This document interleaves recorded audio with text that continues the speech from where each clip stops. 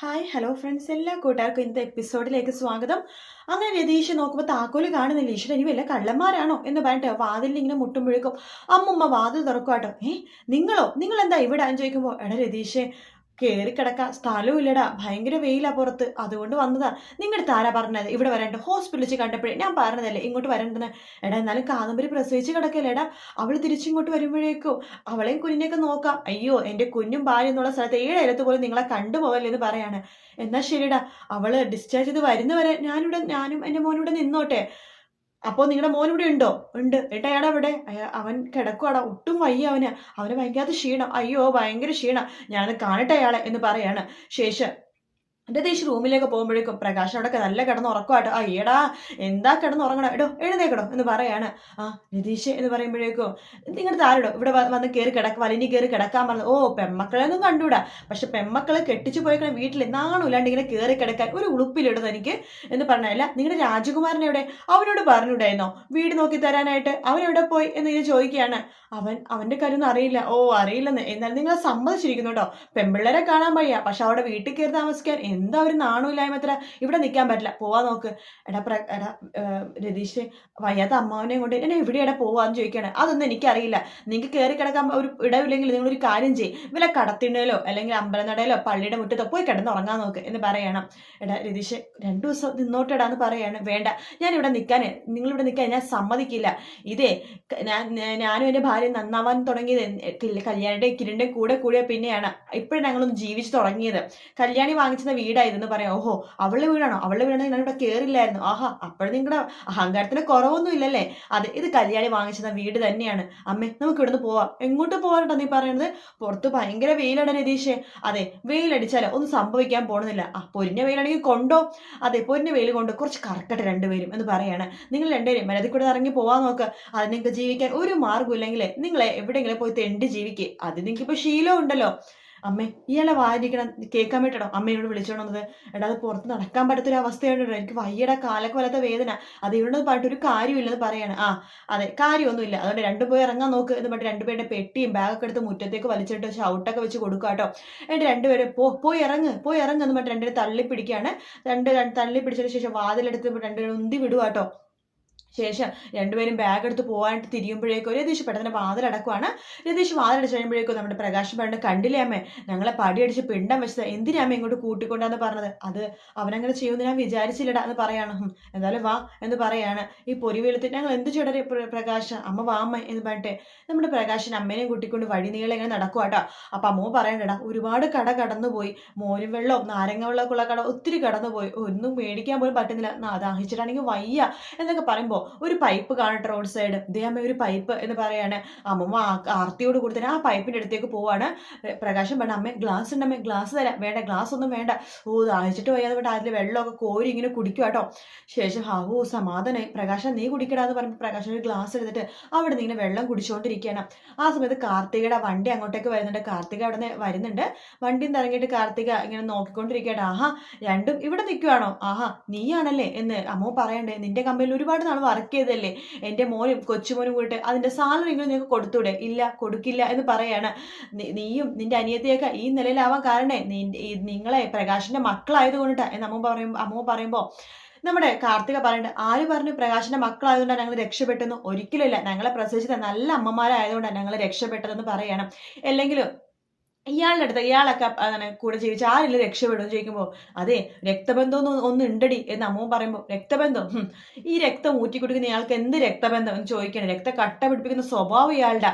എന്നെയും എൻ്റെ അമ്മേനെ ദൂരെ വലിച്ചെന്ന് പോയപ്പോൾ ഇയാൾക്ക് രക്തബന്ധമൊന്നും ഉണ്ടായില്ലല്ലോ എന്ന് പറയണം. അമ്മേ വാ നമുക്ക് പോകാം എന്ന് പറയണം. രതീഷേട്ടൻ്റെ വീട്ടിൽ പോയിരുന്നു അല്ലേ? അവിടെ പോയിട്ട് രതീഷേട്ടൻ്റെ കയ്യിൽ നിന്ന് നല്ല വയറ് നിറച്ച് കിട്ടിയല്ലോ അല്ലേ? കിരണിനെ വിളിച്ചിട്ട് രതീഷേട്ടൻ എല്ലാം പറഞ്ഞിരുന്നു. കിരൺ എന്നെ വിളിച്ച് പറഞ്ഞിരുന്നു നിങ്ങൾ അവിടെ പോയിരുന്നു. നാണുമില്ലല്ലോ പെമ്പിളരെ കെട്ടിച്ചൊരു വീട്ടിൽ പോയിട്ട് കിടന്നുറങ്ങാനായിട്ട്. നാണുമില്ലാത്തവർ, നിങ്ങൾക്ക് ജീവിക്കാൻ വേറെ വഴിയില്ലെങ്കിൽ നിങ്ങളൊരു കാര്യം ചെയ്യും. എടോ പ്രകാശ, നിങ്ങളുടെ ഈ തള്ളനെ പിടിച്ച് കഴുത്ത് പിടിച്ചങ്ങോട്ട് കൊല്ല്, അതിനുശേഷം നിങ്ങളും പോയി തൂങ്ങിച്ചാവ് എന്ന് പറയാണ്. അമ്മേ വരാൻ നോക്ക് എന്ന് പറയാണ്. അല്ല, നിങ്ങളുടെ രാജകുമാരൻ എവിടെ പോയി? രാജകുമാരൻ വീടൊന്നും എടുത്ത് തന്നില്ലേ? രാജകുമാരൻ വണ്ടിയിലേക്ക് നിങ്ങളെ കൊണ്ടുപോയില്ലേ? അറ്റ്ലീസ്റ്റ് രാജകുമാരൻ ഒരു ഓട്ടോറിക്ഷകളും പിടിച്ചു തരായിരുന്നു. അമ്മ വരാൻ നോക്ക് എന്ന് പറയാണ്. അതിനുശേഷം കാർത്തിക് രണ്ടുപേരും പുച്ഛത്തോട് നോക്കി, നന്ദിയില്ലാത്ത വർഗം എന്നൊക്കെ എന്നൊക്കെ പറഞ്ഞിട്ട് അവിടെ നിന്ന് വണ്ടി കയറിയിട്ട് അങ്ങോട്ട് പോകുക കേട്ടോ. അതിനുശേഷം പ്രകാശനാണെങ്കിൽ വിഷമിച്ച് അവിടെ തന്നെ നിൽക്കുവാണ്. പിന്നീട് കാണിക്കുന്നത് നമ്മുടെ കാദംബരിന്റെ കുഞ്ഞിനെ എടുത്തുകൊണ്ട് ലാളിച്ചുകൊണ്ടിരിക്കുകയാണ് ദീപ. കാദംബരി പറയണ്ട് അങ്ങോട്ട് പോയിരുന്നു കുഞ്ഞിനെ നോക്കണമെന്നൊക്കെ പറഞ്ഞിട്ട് അവിടെ രതീഷേട്ടന്റെ വീട് രതീഷ് പോണ മുമ്പേ വാതിൽ തുറന്ന് അവിടെ ഇരിക്കായിരുന്നു അച്ഛനും അതുപോലെ തന്നെ അമ്മൂമ്മയും കൂടിയിട്ട് എന്ന് പറയാണ്. ആ സമയത്ത് കല്യാണി പറയണ്ടേ എന്തൊക്കെ പറഞ്ഞു ചേച്ചിയുടെ മോളോട് അയാൾക്ക് ചെറിയൊരു ഇഷ്ടമൊക്കെ ഉണ്ട്. അത് ഇഷ്ടമൊന്നുമല്ല കല്യാണി, ആ കാരണം പറഞ്ഞ് വീട്ടിൽ വന്ന് നിൽക്കാനുള്ള അടവാ എന്നിങ്ങനെ പറയാണ്. എന്തെങ്കിലും ആവട്ടെ രണ്ടുപേരും പെരുവഴിയിൽ കിടക്കണം, അതാണ് രണ്ടുപേരുടെ സ്വഭാവം വെച്ചിട്ട് പെരുവഴി കിടക്കണം, രണ്ടിനെയും അടുപ്പിച്ചുകൂടാ എന്നൊക്കെ ദീപ പറയാണ്. അത് അമ്മ പറഞ്ഞിട്ട് വേണമേ, ഞങ്ങൾക്കറിയാലോ അയാളെയും അയാളെയും ഒരിക്കലും ഞങ്ങൾ അടുപ്പിക്കുകയില്ല. പിന്നെ അയാളുടെ മോനുണ്ടല്ലോ വിക്രമാദിത്യൻ, അവനിപ്പോ എവിടെയാണോ എന്തോ എന്നൊക്കെ കാദംബരി ഇങ്ങനെ പറയാണ്. ശേഷം കാണിക്കുന്നത് നമ്മുടെ പ്രകാശം പറഞ്ഞ അമ്മേ ഒരു കാര്യം ചെയ്യാം, നമുക്ക് ബാലണ്ണന്റെ അടുത്തേക്ക് പോയാലോ? അയ്യോ അവൻ നമ്മളെ കേറ്റോടാ, നമുക്ക് കുറച്ച് ഐശ്വര്യം വന്നപ്പോ അവന്റെ തലയിൽ കയറി നിരങ്ങുമല്ലായിരുന്നു, അവൻ എത്രമാത്രം നമ്മൾ അപമാനിച്ചു. അമ്മേ അവൻ മനുഷ്യപ്പറ്റുള്ളവനാ, അവന്റെ വീട്ടിൽ എങ്ങനെയും നിൽക്കാൻ പറ്റുമോ എന്ന് ചോദിക്കാം. അത് മാത്രല്ല അവന്റെ വർക്ക്ഷോപ്പിൽ ഇതിന് ജോലി കിട്ടുമെന്ന് നോക്കാം എന്ന് പറയാണ്. വാ നോക്കാം എന്ന് പറഞ്ഞിട്ട് നമ്മുടെ ബാലന്റെ വീട്ടിലേക്ക് നമ്മുടെ അമ്മൂമ്മയും പ്രകാശും കൂടി പോകുക കേട്ടോ. ശേഷം നമ്മുടെ വാതിൽ വിടുന്ന ബാലനെ വാതിൽ തുറക്കണ്ട.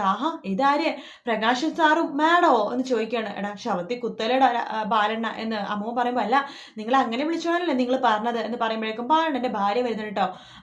ഇതെന്താ ഇവരിവിടെ എന്ന് ചോദിക്കുമ്പോഴേക്കും എനിക്കറിയില്ല എന്താണ് പ്രകാശം വന്നത്. ബാലണ്ണ ഹോസ്പിറ്റലിൽ ഒരുപാട് പൈസയും കാര്യങ്ങളൊക്കെ അമ്മ ഒരുപാട് പേരുടെ കയ്യിൽ നിന്ന് കൈ നീട്ട ഹോസ്പിറ്റലിലെ കാര്യങ്ങളൊക്കെ അടച്ചത്. അറിയാം, അതുകൊണ്ട് വേറെ കയറി കിടക്കാം, വേറെ സ്ഥലമില്ല, ഇവിടെ നിന്ന് 2 ദിവസം ഒന്ന് ഇരുന്നോട്ടെ എന്ന് ചോദിക്കുകയാണ്.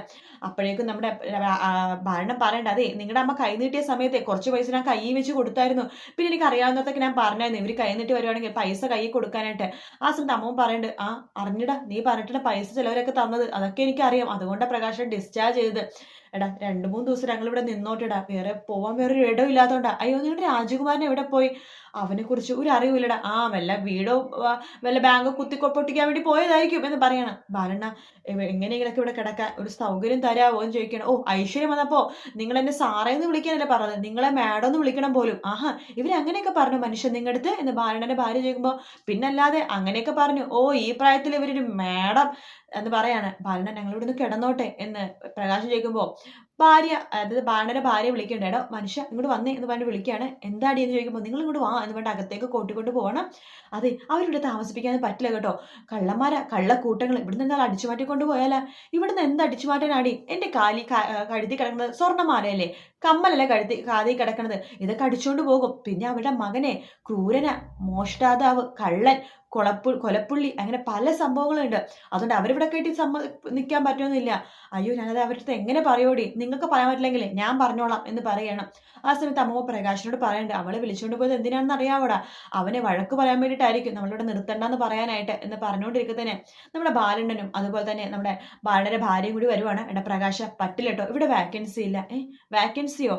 അതെ ഇവിടെ നിൽക്കാനായിട്ടേ പറ്റില്ല എന്നാ പറഞ്ഞത്, നീ നിൽക്കാൻ വേറെ വല്ല സ്ഥലവും നോക്ക് എന്നിങ്ങനെ പറയണം. അത് കേൾക്കുമ്പോൾ പ്രകാശനും അമ്മയും കൂടി അവിടെ വിഷമത്തോടു കൂടി തന്നെ ഇറങ്ങുന്ന ഭാഗത്തോട് കൂടിയിട്ടാണ് എപ്പിസോഡ് തീരുന്നത്. വീഡിയോ ഇഷ്ടപ്പെട്ടെങ്കിൽ ലൈക്ക് ചെയ്യുക, സബ്സ്ക്രൈബ് ചെയ്യുക, കമന്റ് ചെയ്യുക. മറ്റൊരു വീഡിയോ കാണാം friends. Take care, bye bye.